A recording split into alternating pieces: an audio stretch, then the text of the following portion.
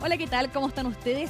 Bienvenidos a esta nueva edición de Entrevistas CDN, donde estaremos hablando sobre un tema que le importa a muchos chilenos, y es el estado de la alianza del programa Visa Waiver, que en estos momentos mantiene Chile para poder ingresar de forma más fácil a Estados Unidos con la necesidad, en este caso, de poder pedir una visa, pero también otros temas que tienen que ver con las políticas migratorias de Donald Trump en Estados Unidos, lo que tiene que ver con la regularización de la situación migratoria en dicho país.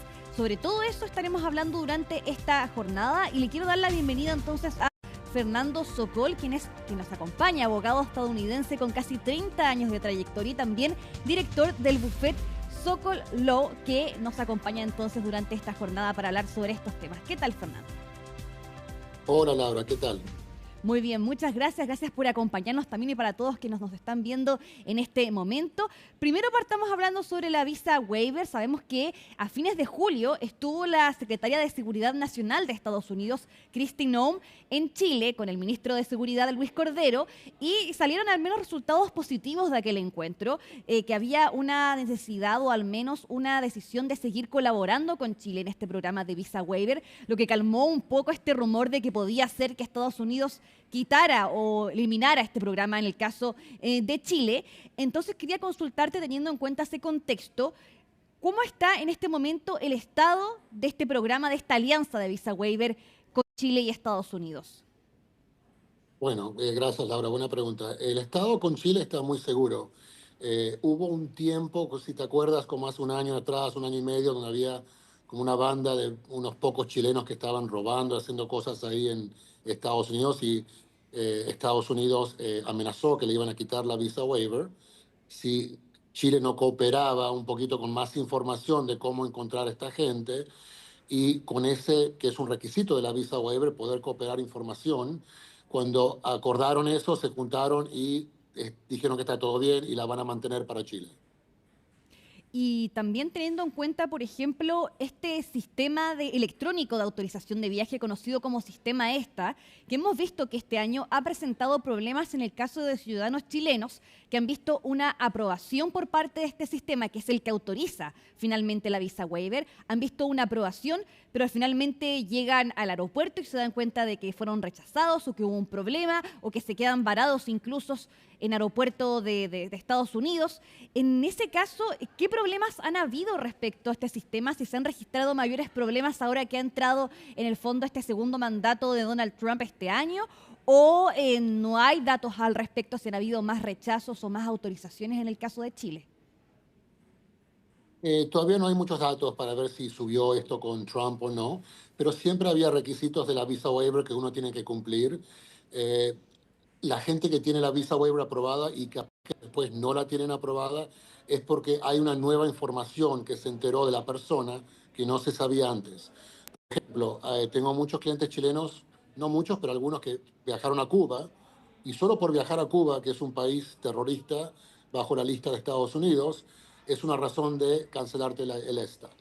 Entonces puede ser eso, puede ser información negativa que se copiló de uno en su país, puede ser una acusa de algo, puede ser rumores a veces, pero información y redes sociales, como ahora están chequeando con Trump el contenido de redes sociales.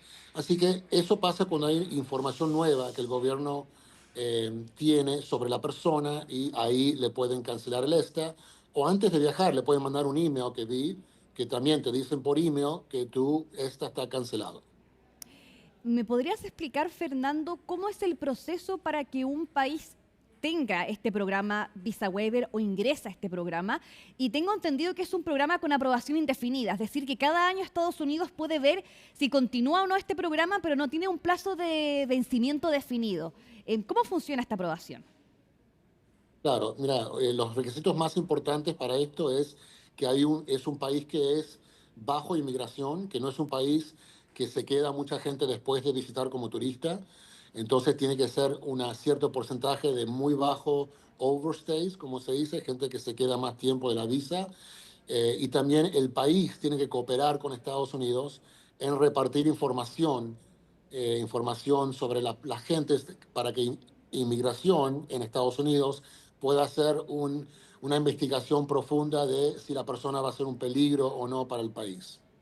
Vemos también el caso, por ejemplo, de Argentina, que de hecho también ahí se ha logrado llegar a un acuerdo a ese respecto, pero no es que inmediatamente Argentina vaya a iniciar con el programa Visa Waiver, sino que eso puede demorar un tiempo. ¿Por qué demora tanto finalmente de que se ingrese oficialmente un país a este programa? Sí, es verdad. A mí puede tardar 6 a 12 meses, nadie sabe exactamente, pero es cuando los países tienen el acuerdo de entrar al visa waiver, ahí empieza la investigación y la negociación profunda entre los países para ver cómo van a repartir información, y es una logística que tienen que arreglar y tarda tiempo eso. Fernando, ahora pasando a temas más generales en medio de la política migratoria que ha implementado Donald Trump en este segundo mandato. Hemos visto, por ejemplo, historias de muchas familias o personas en particular que llevan décadas viviendo en Estados Unidos, pero que nunca pudieron regularizar su situación migratoria, es decir, que son indocumentados. ¿Por qué es tan difícil legalizar la situación migratoria de una persona en Estados Unidos? Bueno, primero, Estados Unidos tiene un esquema de inmigración donde tenés que o tener talento o títulos y oferta laboral de empresas ahí, o tener suficiente dinero para venir a hacer una inversión y comprar tu propio negocio, o tener tanto talento que tenés talento extraordinario que va a ayudar al país. Entonces, no es tan fácil inmigrar a Estados Unidos, nunca fue, y hay un esquema que hay que seguir compleja. Entonces, hay mucha gente que trata de hacer las cosas bien, pero no le aprueban una visa, no le aprueban una extensión o un cambio de estatus está negado. Empezaron todo bien, pero a veces termina mal y a veces no es la culpa de la persona, porque a veces un caso se puede negar por cualquier razón. Entonces, muchos entran legalmente, hacen las cosas bien, pero se quedan con una negación que se termina el estatus.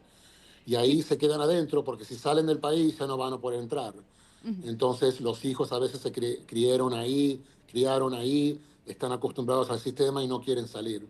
Entonces la mayoría de de la gente es eso, que trataron de hacer las cosas bien, pero en algún camino hubo una piedra. Mm.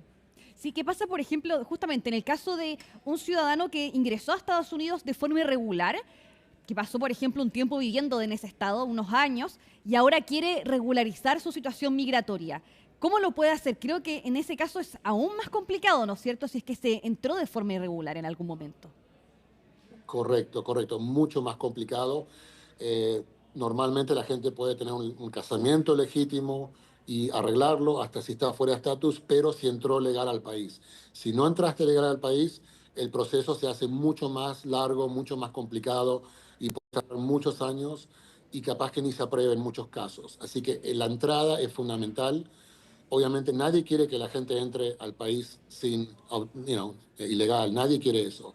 Ningún país quiere eso, nadie quiere que alguien entre a su casa sin autorización. Entonces es entendible que las leyes son más fuertes cuando alguien entra sin autorización. Entonces no es la forma de hacer las cosas, no recomendamos eso para nada, obviamente, y es muy difícil arreglarlo después. Sí, Mm. casi imposible.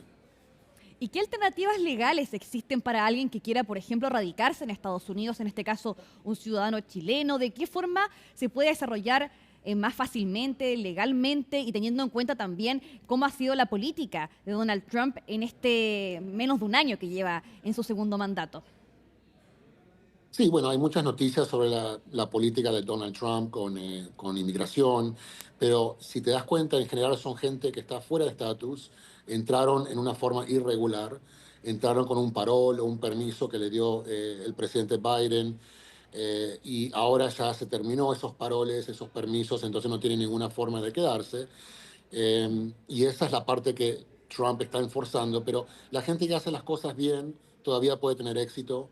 Hay que asesorarse bien, hay que hablar con varios abogados para ver quién es el que te da el mejor feeling, quién es la persona que es más honesta contigo y quién tiene más conocimiento, y ver cuál estrategia pueden usar. Y hay que planificar esto. No se pueden mudar a Estados Unidos y después decidir lo que van a hacer. Fernando, para ir Esto toma cerrando, mucha... sí, sí, para ir Sí, cerrando, perdón, eso toma... Sí, no perdón. disculpa, te dejo continuar. Ok. No, que hay que planificarlo. Si sos profesional, podés entrar capaz con una oferta laboral. Si tenés un poquito de dinero, podés comprar un negocio y establecerte a través del negocio. Si tenés talento, podés pedir una visa de talento, podés venir a estudiar, eh, podés venir, si sos periodista, y te manda un medio de afuera a hacer reportes en Estados Unidos. Ujú. Entonces hay formas de hacerlo, pero tenés que tener o un título universitario o un poquito de dinero, si no es que tenés familia en Estados Unidos. Sí. Ahora sí, para ir cerrando, una preguntita que se me quedó respecto al tema de la visa waiver y lo que tiene que ver también con el aumento de chilenos que han hecho más solicitudes de visa ahora. Es decir, en vez de pedir visa waiver directamente, lo que hacen es solicitar una visa que quizás les da más seguridad. ¿Es más conveniente ese sistema teniendo en cuenta el contexto actual en Estados Unidos? Excelente pregunta, porque mucha gente no sabe que si te niegan una visa Mm. de turista, cualquier visa, ya no puedes usar la visa waiver por toda tu vida. ¿Entendés? Es un privilegio cuando no tuviste ninguna visa negada por ninguna razón. Así que la gente que aplica para la visa B1, B2 de turista y son negados, ya está, ya no pueden entrar, ya no pueden usar el ESTA más. ¿Entendés? Entonces es mucho riesgo. El consulado va a preguntarte, ¿por qué necesitas 6 meses que no puedes hacer en 3? Y si no tenés una buena respuesta, te van a negar la visa B1, B2, te la pueden negar y ahí ya perdés el ESTA. Entonces hay que tener mucho cuidado. Basta con un paso de error y ya puede complicar tu vida migratoria por toda la vida a Estados Unidos. Así que hay que tener mucho cuidado. Perfecto. Hablábamos entonces con Fernando Sokol, abogado estadounidense y director del bufete de abogados Sokol Law. Muchas gracias, Fernando, por acompañarnos en esta jornada.